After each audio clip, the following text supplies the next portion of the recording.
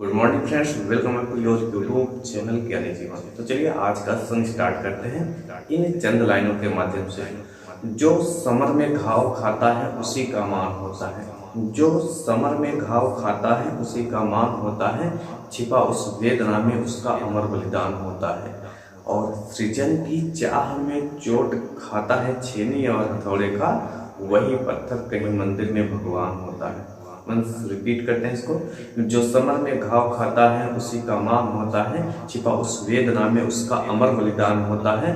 सृजन की चाह में चोट खाता है छेनी और हथौड़े का, वही पत्थर कहीं मंदिर में भगवान होता है। लेट्स स्टार्ट आज का सेशन।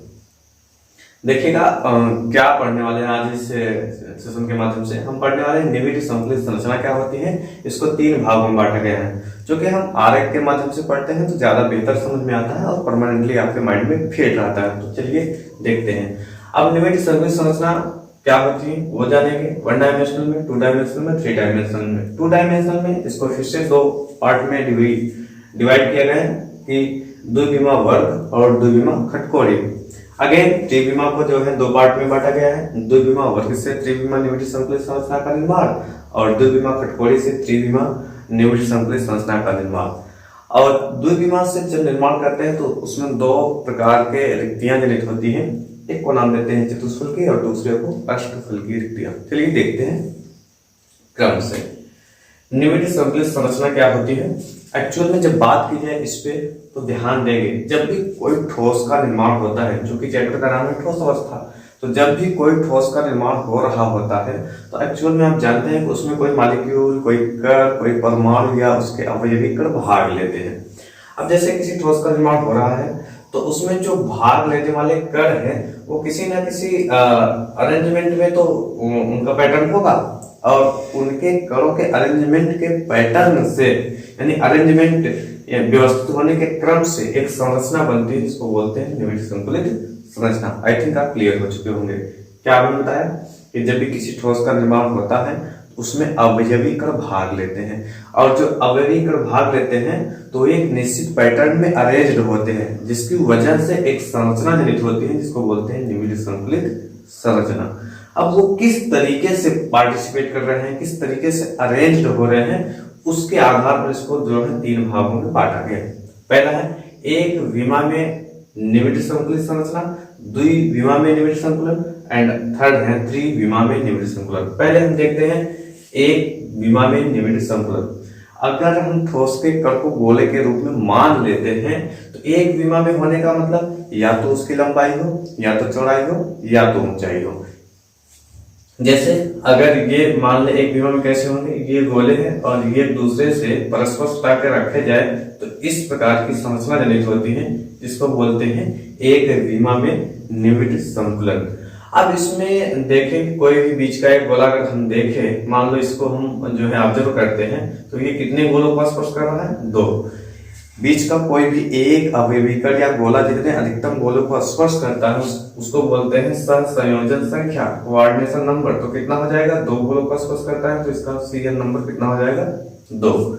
और इसी को भी बोलते हैं एक विमा में निविड़ संकुलित संरचना। कैसे डेफिनेशन बनती है, जब गोलों को परस्पर सटा के रखे जाते हैं एक डायरेक्शन में तो उससे वर्णली का निर्माण होता है। अब आगे आएंगे द्विविमा में निविड़ संकुलन। मतलब कि जब किसी ठोस का निर्माण हो उसमें 2 डायमेंशनल में हो। 2 डायमेंशनल में होने का मतलब आप समझें कि उसकी लंबाई हो या चौड़ाई हो, या लंबाई हो ऊंचाई हो, कोई जो है 2 डायमेंशन होने चाहिए। अब कैसे होंगे इसके आधार पर ये 2 भागों में बांटा गया है। एक है वर्ग द्विविमा में निविड़ संकुलन और दूसरा है खटकोड़ी द्विविमा वर्ग खटकोड़ी निविड़ संकुलन। वर्ग में देखेंगे आप, वर्ग का मतलब क्या है कि जब पहला वाला जो पंक्तियां हैं कुछ इस तरीके से बने, अगर गोले के ऊपर गोले को सटाकर रखा जाए तो इस प्रकार जो संरचना जनित होती है उसे बोलते हैं द्विविमा वर्ग में निविड़ संकुलन। देखिएगा गोले के जस्ट ऊपर गोला अगर हो रहा है, बिल्कुल परस्पर सटा के इस तरीके से रखा जाता है तो इसी को बोलते हैं द्विविमा वर्ग निविड़ संकुलन।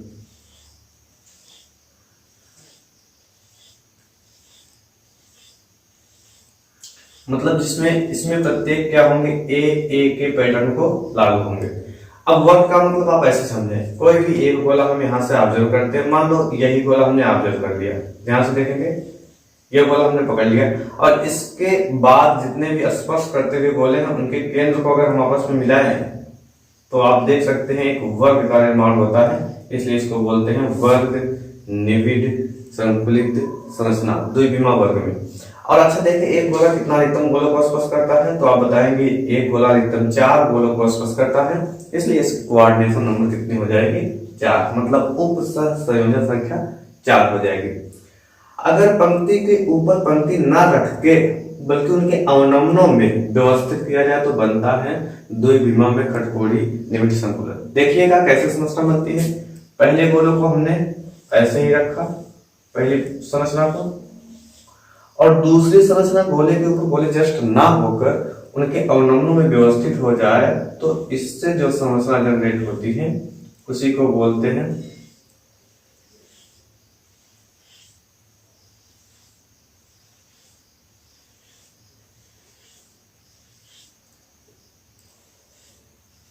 कुछ इस तरीके से। आप ध्यान देंगे।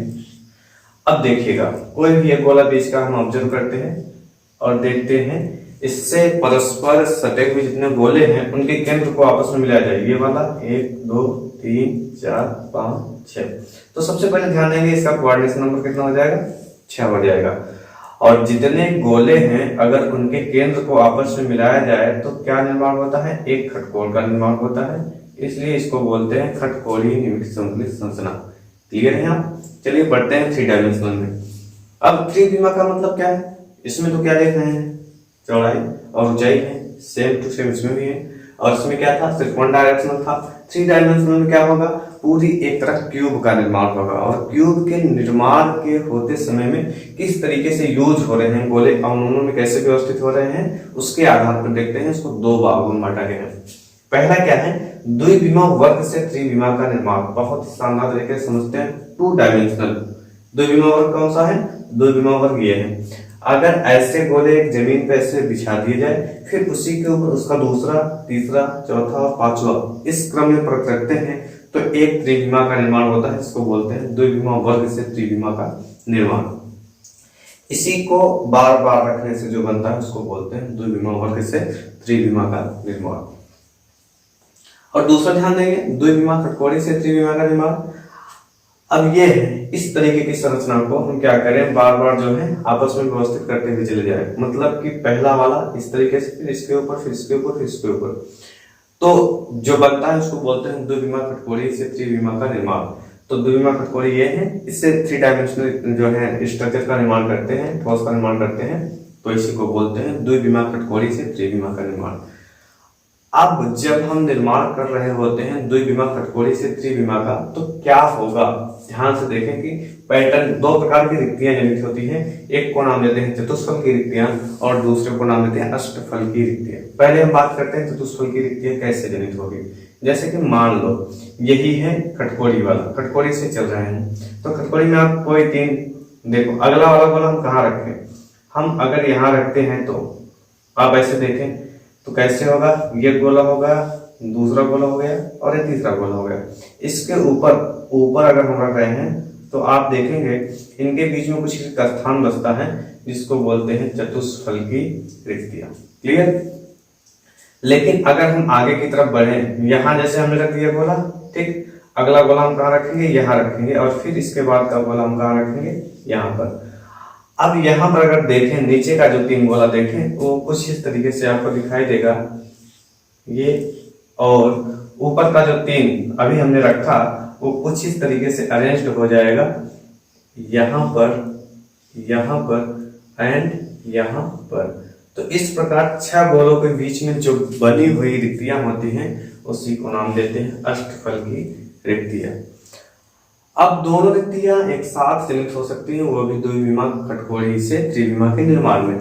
लेकिन जब अगर काउंट किया जाए रिक्तियों की संख्या कितनी होती है किसी भी इस प्रकार के 3 डायमेंशनल के निर्माण में, तो सबसे पहले इंपॉर्टेंट है कि जितना गोलों की संख्या होगी, आप ध्यान देंगे ये इस पे क्वेश्चन बनता है, जितना गोलों की संख्या होगी, मान लो गोलों की संख्या कितनी है, n है, ध्यान दें, गोलों की संख्या अगर n है तो इसमें जनित अष्टफल की रिक्तियां कितना होगा, अष्टफल की रिक्तियों की संख्या गोलों की संख्या के बराबर होता है। तो अष्टफल की रिक्तियां कितना होगा, n ही होगा। मतलब जितना गोलों की संख्या होगा उतना अष्टफल की रिक्तियां होगी। और जब बात की जाएगी चतुष्फल की रिक्तियों के विषय में, चतुष्फल की रिक्तियों के विषय में, तो ये हो जाएगा 2n।